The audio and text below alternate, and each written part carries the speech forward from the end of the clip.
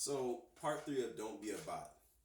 What happens when you're living by the hormones of stress? And so, one will try to control every outcome. And what I mean by that is they're going to try to predict the future moment or the present moment by the past, based on the past. And this represents craving the known. Because it's like, even if what you know is a negative past, you're going to want to get to something familiar because, technically speaking, if you know something familiar, you have a better chance of survival because you know what you're dealing with and therefore how to deal with it.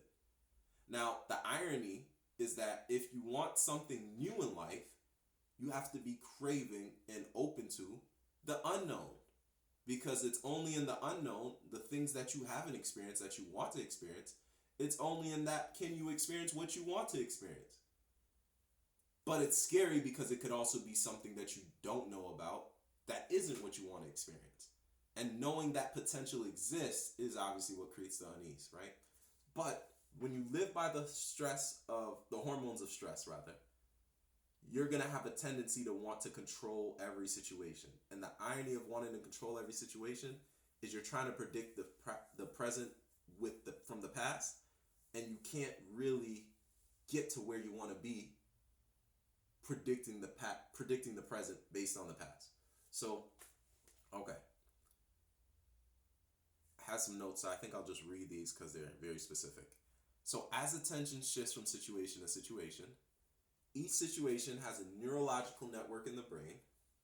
Arousal of chemicals from stress response causes different circuits to become highly activated. Brain is functioning in a chaotic, incoherent state. The arousal of chemicals leads to the brain being highly analytical and over-focused, or in an over-focused state. So this sequence of activities, it leads to one thinking about the same problems again and again. And it's just a survival mode tactic because people are often thinking about what's the worst case scenario so that I can be prepared for it, because if I know what the worst case scenario is and I can prepare for that, then whatever's left to happen that's not the worst case, even if it's not good, it's something better and it means I'm more likely to survive. Once again, this is a survival mode tactic, so unless you truly in the moment need to be in survival mode, this is counterproductive.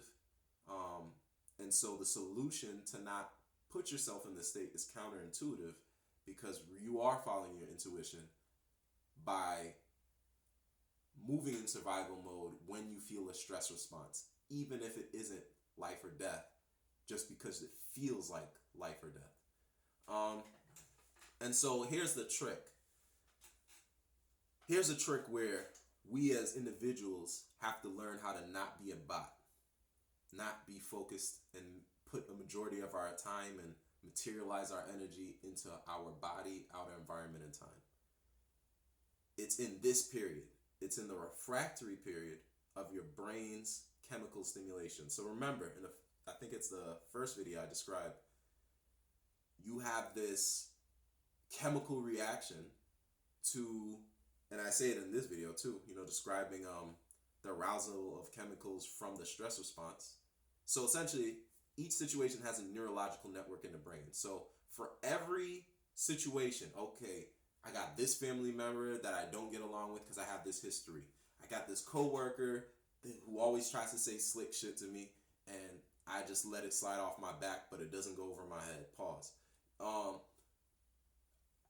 Each of those situations is a neurological network in your brain, because you have this channel of history, awareness, of events, of interaction with these individuals, or even with these situations. It could be like, oh, my car always has these problems that I haven't fixed yet.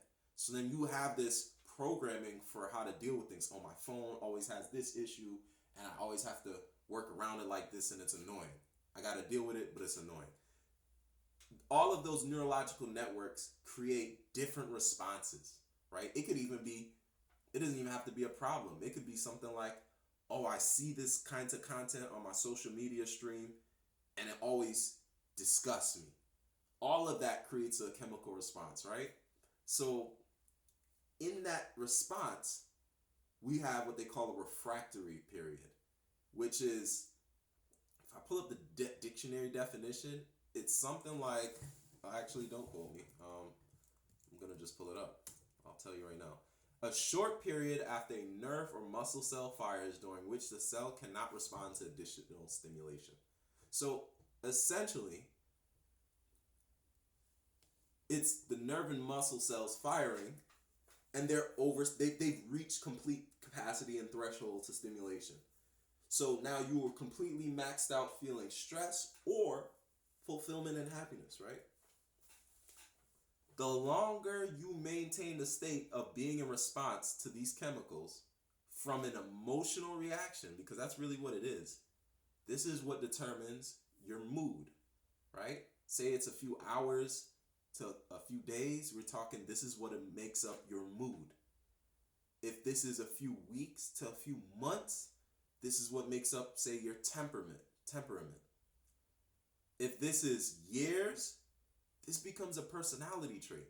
And as you see, the more layered this becomes, the harder it becomes to break through the shell.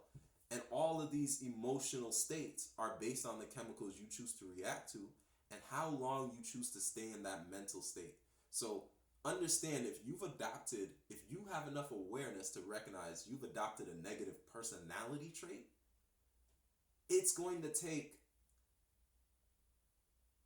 significant presence. I'm not going to say significant time. I'm not going to say significant effort, but it is going to take significant presence of mind. You're going to have to put a lot of attention and focus on your inner environment, on your space, so that you can adopt a new personality trait. Because you spent already on the bot level, you spent extensive amount of time, spent extensive amount of focus on your outer environment and your body to adopt that personality trait that's negative. And then for other people, if you're somewhere in the middle and you spend a lot of weeks or a lot of months in this mind state, it's more of a temperament. It'll be easier to shut off, but it'll still take some significant presence of mind to do it. And obviously, if it's a mood, you haven't occupied it too long, so it's easiest to snap out of that. But it all requires the same solution of having presence of mind. And so this is what happens when you live in the hormones of stress. And obviously, you'd want to live in the hormones of, oxytocin or something that's representing fulfillment and true, true happiness.